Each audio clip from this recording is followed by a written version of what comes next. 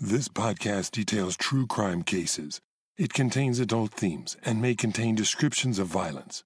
It is not intended for children. Listener discretion is advised.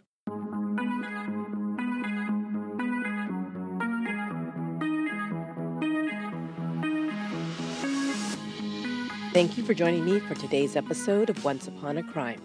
We're in the series Bad Seeds, where I share cases of parricide, or the murder of parents by their children. On this episode, I'll tell you about one of the most baffling cases of parental murder that I've ever encountered. Lowell Lee Andrews didn't just kill his mother and father, but wiped out his entire family when he also turned the gun on his older sister. Andrews' confessed motivation for the killings was thin at best, and he never expressed remorse or regret for what he had done. Was he mentally ill, as his defense tried to claim? Or was this a case of a bad seed? A child born evil who decided to pick one snowy November evening to enact his murderous impulses. This is Chapter 2 of Bad Seeds, the case of Lowell Lee Andrews.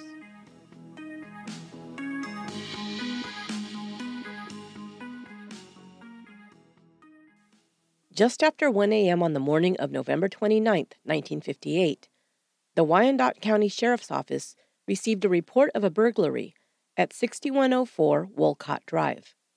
The caller said he'd arrived home late and found his house ransacked and his family shot. This was shocking to the deputy, to say the least. Wolcott, a small sliver of Kansas, northwest of Kansas City, was sparsely populated and virtually crime-free. A few small farmhouses dotted the landscape, separated by large plots of land.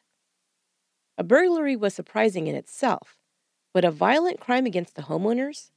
The deputy couldn't fathom it, and wondered if it might be a prank call. In either case, he didn't know what he'd find once he arrived. As he drove up to the house, he parked his vehicle near the front porch. It was a frigid evening. Snow and sleet had fallen that day, making the roads treacherous, and as night fell, the temperatures dropped below freezing. But a dark-haired male was sitting on the front porch in the cold. Next to him was a mixed-breed dog, which he was petting and playing with. As the deputy approached, he saw that he was just a boy. A large boy, standing approximately 6 feet tall and weighing over 250 pounds. But he was baby-faced and very young-looking. He was dressed somewhat formally for the weather, wearing a suit. Now the deputy thought there must have been some mistake about the report called into dispatch. The boy seemed very calm. The deputy addressed the boy, asking what had happened. Without even standing, the boy pointed to the front door and said, "Look in there." The deputy entered the home. Every light was on, illuminating the rooms brightly, which made the scene that much more shocking. In the front room, he found 2 females lying on the floor. They had been shot multiple times. Both were clearly deceased. In the doorway leading into the kitchen, he found another body, this one male. He was lying face down and had also been shot many times. There was blood everywhere. Peering around the home, the deputy found drawers and cabinets opened and items strewn about.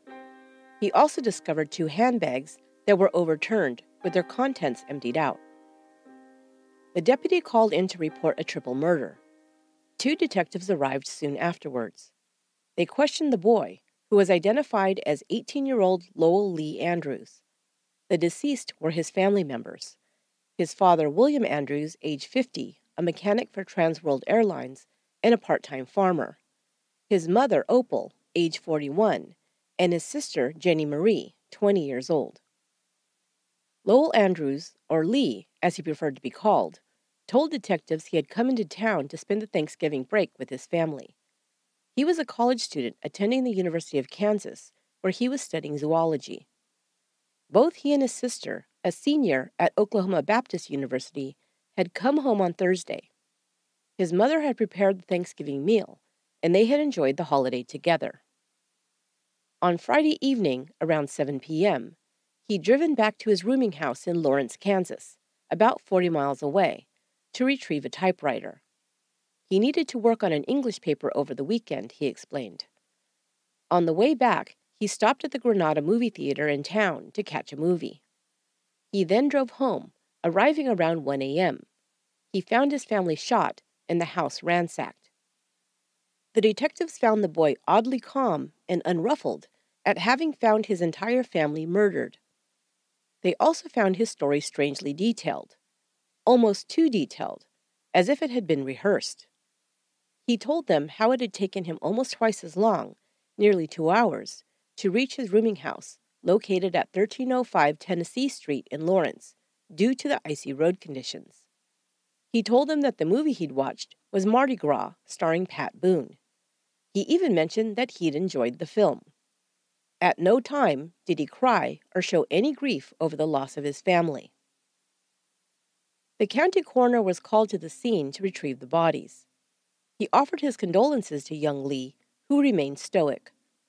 The coroner asked if he had any preference for a funeral home to arrange his family's services. He was floored when the young man answered, "I don't care what you do with them." Now detectives decided they needed to question Lowell Lee Andrews further and asked him to accompany them to the police station. He agreed.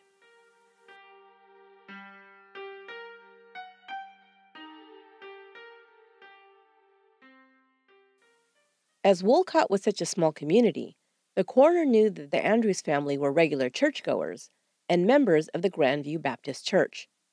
He decided to call the church's minister, Reverend Verto Dameron, to inform him of the murders. Reverend Dameron was a close family friend of the Andrews and was devastated upon hearing the news. Concerned for Lee, Dameron called the sheriff's office and discovered that the boy had been transported there and was with the detectives. About 3 a.m., he arrived at the police station to support Lee during this difficult time. The detectives were suspicious of the Andrews boy and his story. When the Reverend arrived, they told him that they felt the boy was lying and probably had something to do with his family's murders. Reverend Dameron couldn't believe that this was possible. Lee Andrews was just about the most polite, gentle boy he knew, he told the cops. He'd known him since he was a baby, and he couldn't imagine he'd ever hurt a fly. Also, he said, the Andrews were a good, solid, loving family.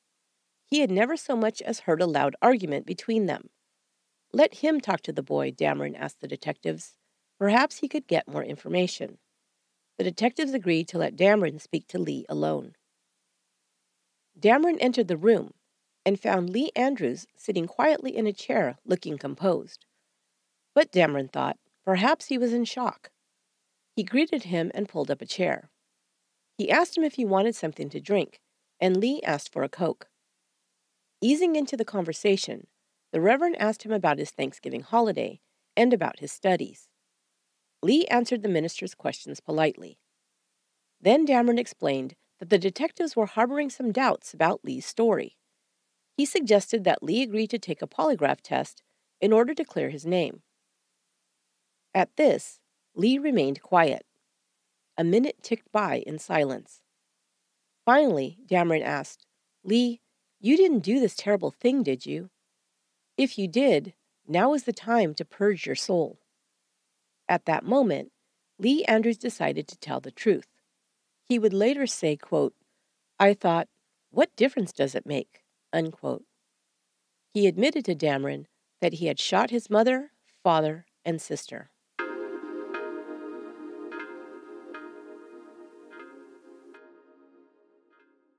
We'd like to thank today's sponsor, Native. Native deodorants are the safe, effective choice, made without aluminum, parabens, or talc. Did you know that many conventional deodorants contain aluminum, which forms a plug in your sweat glands to keep you from sweating?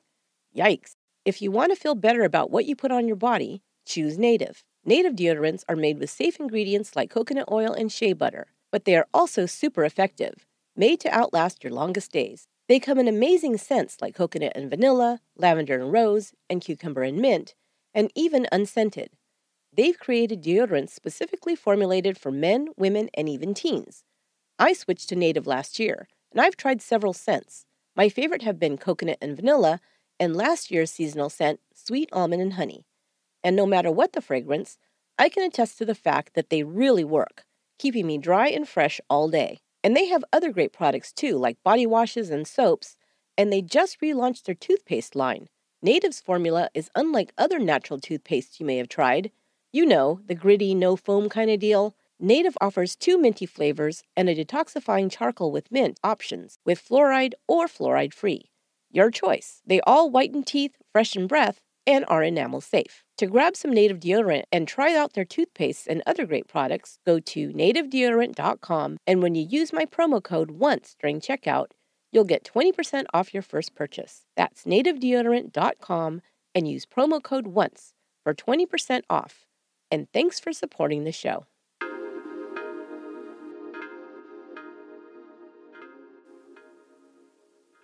Lowell Lee Andrews confessed to the murders of his parents and sister just hours after they were discovered dead, shot multiple times in their home. He was speaking with a friend of the family who was also their minister, Berto Dameron, when he decided to admit to the crime. At that point, Dameron told Lee that if he wished, he could keep his confession confidential, and he would help him find an attorney. But, he said, if he wished to make a statement to the county attorney, Dameron would stand by him as a friend and minister. Lee simply replied, "Bring them in." Dameron then called the investigators into the room, telling them that Lee was ready to make a statement.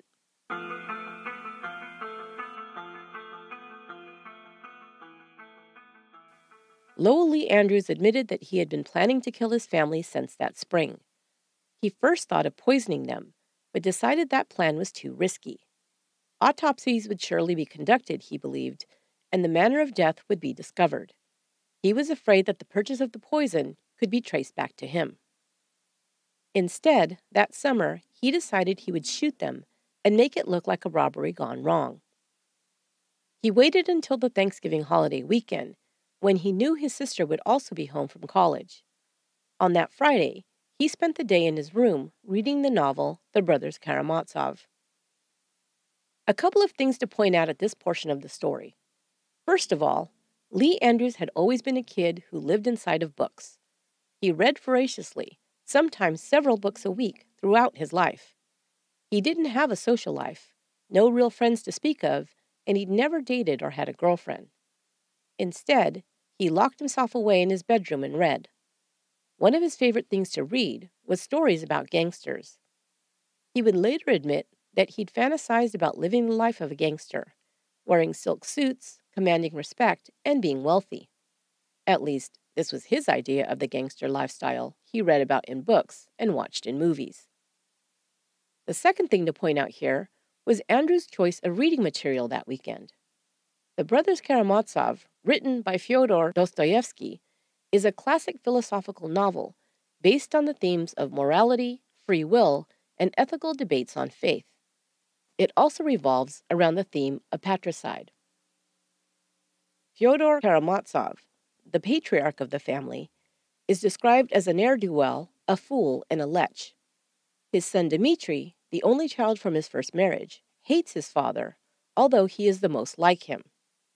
Dmitri spends his time drinking and womanizing and only seeks out his hated father in order to obtain an advance on his inheritance. Ivan, Fyodor's second son, is deeply disturbed by all the suffering he has seen in the world and has decided he cannot believe in a God who would allow such things. He also dislikes his father and is not close to his brothers. He can most easily be described as dark and depressed. Alexei, who is called Alyosha by his family, is the sainted younger brother. He is deeply religious and has become a novice in the Orthodox Church and is living in a monastery. Each of the sons has a problematic relationship with their father, and the climax of the story is when Fyodor is found murdered and his son Dmitri is accused and tried for the crime. Now, this may seem like a bit of an aside, and I will admit that it is one of my favorite novels, but there is also a strange kind of irony that Lee Andrews chose this novel to read that weekend. Or perhaps it was deliberate. Like I said, he lived inside books, and maybe reading a story that described a son's animosity towards a parent and a subsequent murder helped to prepare him for what came next.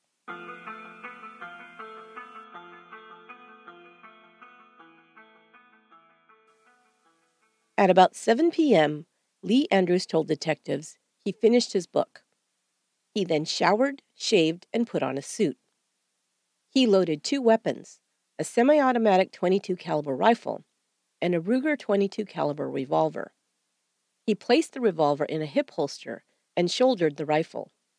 He then walked downstairs. His family was sitting in the living room watching television. All the lights in the room were off. He switched on the lights and fired the rifle first at his sister Jenny. The first shot hit her between the eyes, and she fell dead. He then turned the rifle on his mother and father, shooting Opal 3 times and William twice. His parents didn't die instantly. His mother was wounded, and she began staggering towards him. He described to detectives how his mother's mouth was moving, as if she was trying to speak to him. He told her to shut up, and then shot her 3 more times. Detectives asked if he'd shot them in the living room, why was his father's body found in the kitchen?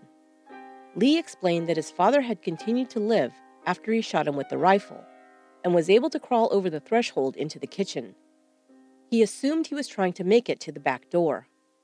Andrews said he now used the revolver to shoot his father, firing it at him until it ran out of bullets.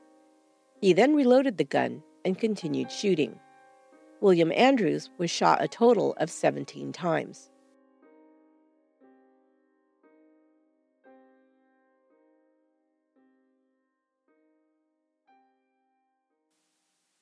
Although Jenny had been killed instantly, according to Lee's account, he shot her twice more with the revolver. An autopsy would record that Jenny had been shot a total of 3 times, Opal a total of 6. He then set out to make it look like the home had been robbed. Before going downstairs, he opened his bedroom window and removed the screen. He turned out dresser drawers and emptied the contents. He also emptied his mother's and sister's purses. Loading the weapon into his father's car, he then drove the 40 miles to his rooming house located at 1305 Tennessee Street in Lawrence.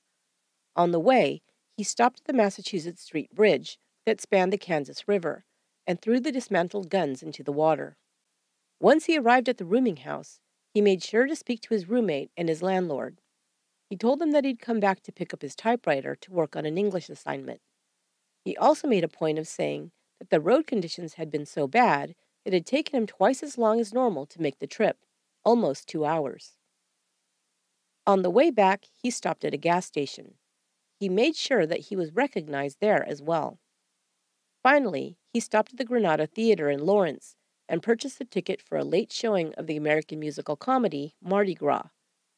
After it let out, he drove slowly home, arriving around 1 a.m. The family dog was whining on the porch, wanting to be fed. He'd forgotten to do so before he'd left. So, stepping over his father's body, he'd filled the dog's bowl with food and then put it on the porch. He sat with the dog as he ate. When the dog had finished eating, he took the bowl back inside, and it was at that time that he'd called the police to report the murders of his family. The detectives and the minister sat in stunned silence, listening to Lee Andrews calmly and matter-of-factly describe his act of family annihilation. When asked what he felt about what he had done, Andrews answered, quote, "I didn't feel anything about it. The time came and I was doing what I had to do. That's all there was to it," unquote. And why did he feel it was what he had to do? What was his motivation? Andrews said his only motivation was that he wanted to inherit his father's farm and land.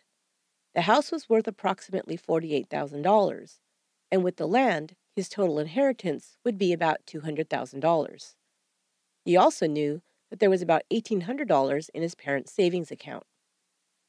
When asked if he had disliked his family enough to murder them, Lee said no, he liked them well enough, but decided that eliminating them was the only way to get the money from their estate. Lowell Lee Andrews read through his written confession and signed it without an ounce of emotion and zero expression of any regret for the murder of his entire family.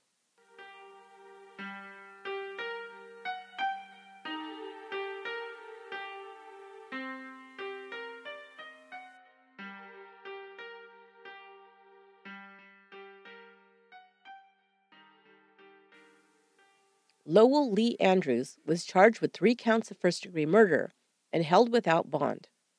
The February following the murders, he was sent to the Menninger Clinic in Topeka, Kansas, to undergo a mental health evaluation.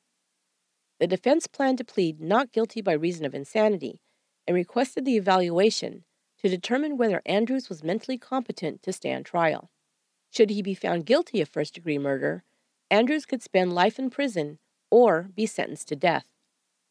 If acquitted by reason of insanity, he would be sent to the state hospital for the legally insane. Andrews was evaluated by 3 psychiatrists, including Dr. Joseph Satin, who wrote up the evaluation report. Andrews was diagnosed as schizophrenic, simple type, meaning that he was not experiencing delusions, false perceptions, or hallucinations. The doctor concluded that Andrews experienced a, quote, separation of thinking from feeling, unquote, but that he did know that committing murder was wrong at the time of his crime, and therefore was legally sane during the commission of the act. The psychiatrist's report went on to say that they classified Andrews' crime as, quote, sudden murder, unquote, meaning that he presented as completely fine, sane, and rational before and after committing the act of murder. Regarding his crime, Dr. Satin wrote, Lowell Andrews felt no emotions whatsoever.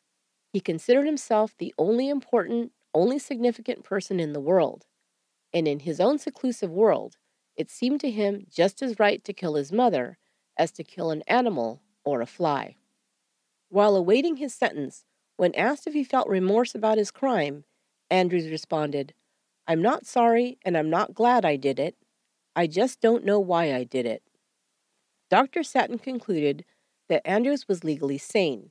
He knew what he did was wrong and should be punished.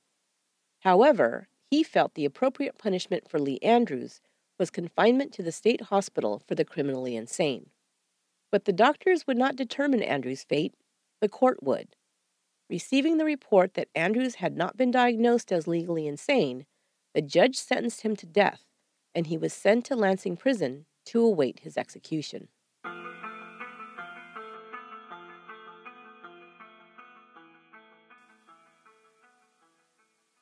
The people of Wolcott couldn't believe that Lee Andrews had committed such a heinous act. One woman even described him to a reporter as, quote, the nicest boy in Wolcott, unquote. Now, he was sitting on death row in a Kansas state prison alongside hardened criminals. Kansas had abolished capital punishment in 1907, but after an increase in high-profile crimes committed by the likes of bank robber Pretty Boy Floyd and Bonnie and Clyde, the public demanded harsher sentences to deter criminals. In response, the death penalty was reinstated in 1935. The first execution in Kansas since the ban was carried out in 1944. Andrews spent his time in prison much as he had before, alone and with his head in a book. He had a lot of free time on his hands, so Andrews was able to read even more than before, between 15 and 20 books per week. He liked poetry. Some of his favorite poets were Robert Frost, Walt Whitman, Emily Dickinson, and Ogden Nash. He read so much that he burned through all the books in the prison's library.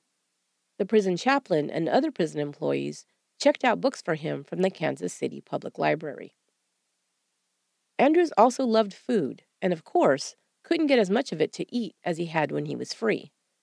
So he once again retreated into a fantasy life. This time, he created a scrapbook of pictures and drawings of the foods he craved, like strawberry shortcake. While in prison, Andrews lost over 60 pounds. But Andrews did have one friend in prison. After about a year spent in Lansing Prison, 2 new inmates arrived on death row. Richard Dick Hickok and Perry Smith had been tried, convicted, and sentenced to death for the murders of 4 members of the Clutter family in Holcomb, Kansas, in November of 1959, almost exactly 1 year to the day of Andrews' crime. Hickok and Smith had gained celebrity-like status after their high-profile crime, especially after writer Truman Capote began visiting them to report on the story. The book he would write about the Clutter murders, titled In Cold Blood, would become a bestseller and a classic crime novel, and another of my favorite books.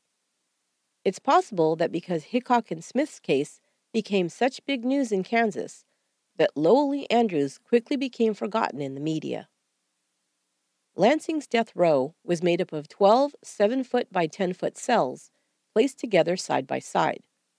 Smith and Hickok were housed next to one another, but by the time they were sent to Lansing, they weren't on very friendly terms and didn't talk much to one another.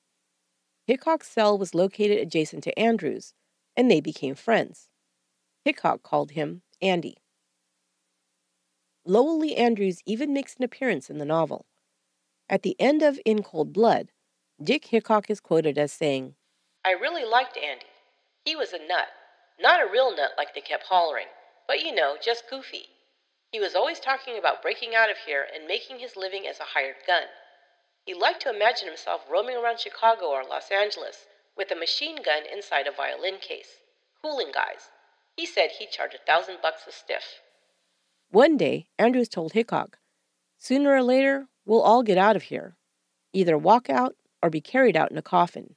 Myself, I don't care whether I walk or get carried. It's all the same in the end."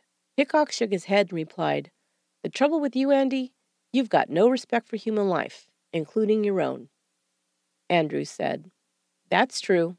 And I'll tell you something else. If I ever do get out of here alive, over the walls and clear out, well, maybe nobody will know where Andy went, but they'll sure as hell know where Andy's been." But Perry Smith did not like Andy, according to Hickok.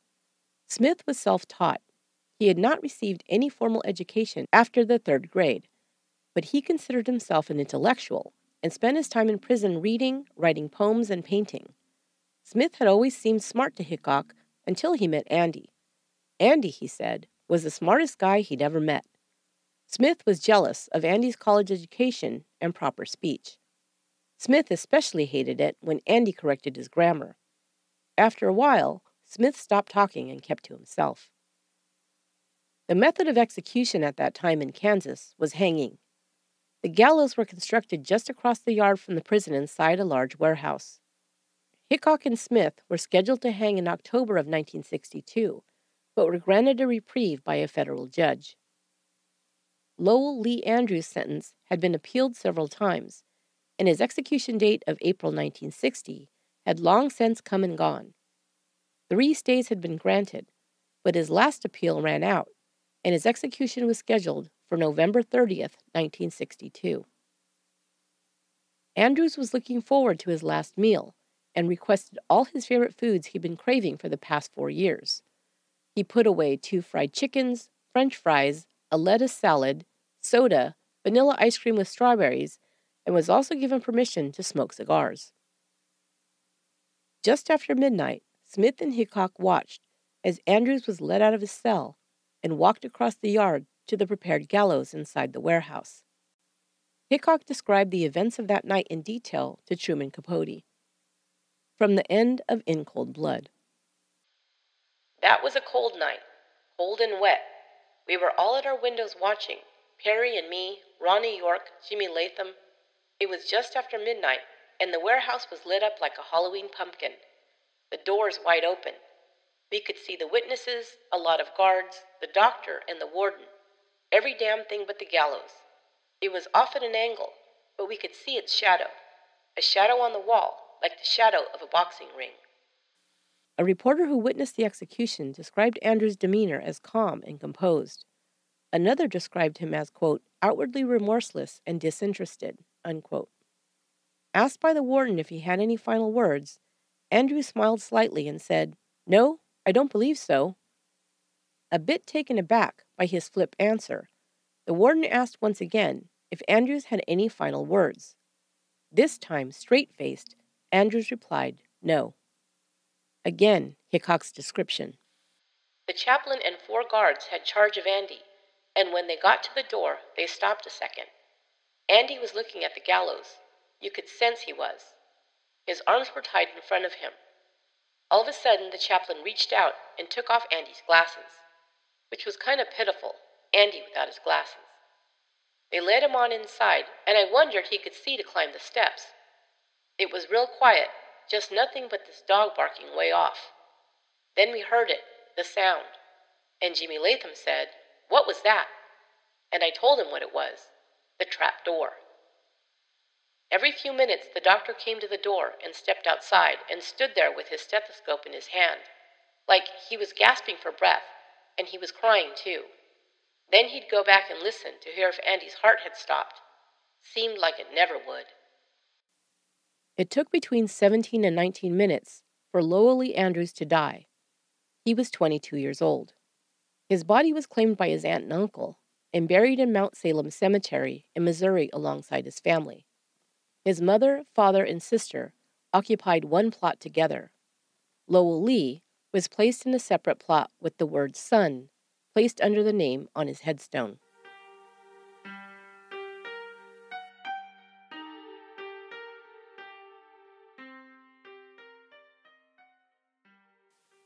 Hickok and Smith remained for 2.5 more years on death row before their date with the gallows. They were both hanged on April 14, 1965. In Cold Blood was published that same year. Lowell Lee Andrews is portrayed in 3 movies based on Capote's book. He is played by Bowman Upchurch in the original film starring Robert Blake, released in 1967, by C. Ernst Harth in the film Capote in 2005, and by Ray Gestott in the film Infamous, released in 2006.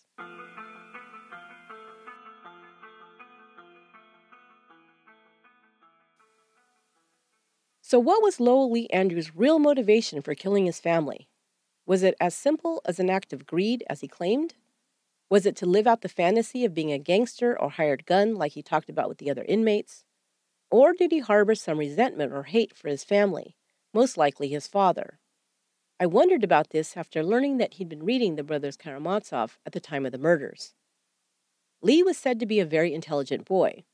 It was reported that he scored the highest IQ of anyone who'd ever attended his high school. So it's possible he saw aspects of himself personified in the novel's characters. Perhaps he identified with Ivan, the son who suffers from depression and dark thoughts. He can see no purpose in life, which is filled with suffering, and has decided that there is no God, or if there is, he does not care about mankind. Surely some of Andrews' words of not feeling anything about the murders, and that he didn't care if he walked out or was carried out of prison because, quote, it's all the same in the end, unquote, reflects this worldview. Andrews spoke and acted as if the things that would grieve and terrify most men, pumping his family full of bullets or facing the hangman's noose, made no impression on him whatsoever. Or perhaps he identified more closely with Dmitri, who the novel describes as most like his father. He spent money foolishly drinking and partying and sowing his wild oats. Andrews pictured himself living this kind of life as a gangster. But Dmitri ran out of money and came for his inheritance, insisting he was entitled to the money immediately when he most needed it. In the same way, Andrews said he'd decided to kill his family to get his father's money and property. He, too, felt entitled to his father's hard-earned money and was unwilling to wait. And of course, the book's climax is when the father is found dead and Dmitri charged with his murder. Was this a coincidence or a blueprint and justification for murder? We'll never know for sure, but it's something to consider.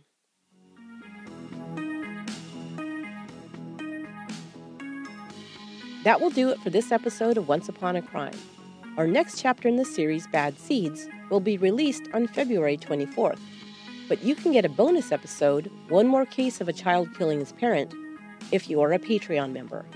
Go to patreon.com/onceupon-a-crime to get early release ad-free episodes, bonus episodes, a welcome gift pack with OUAC goodies, and more. Thanks. Once Upon a Crime is written, produced, and edited by me, Esther Ludlow. Our administrative and production assistant is Lorena Garcia, and original music is by Aaron Michael Goldberg. Until next time, be good to one another.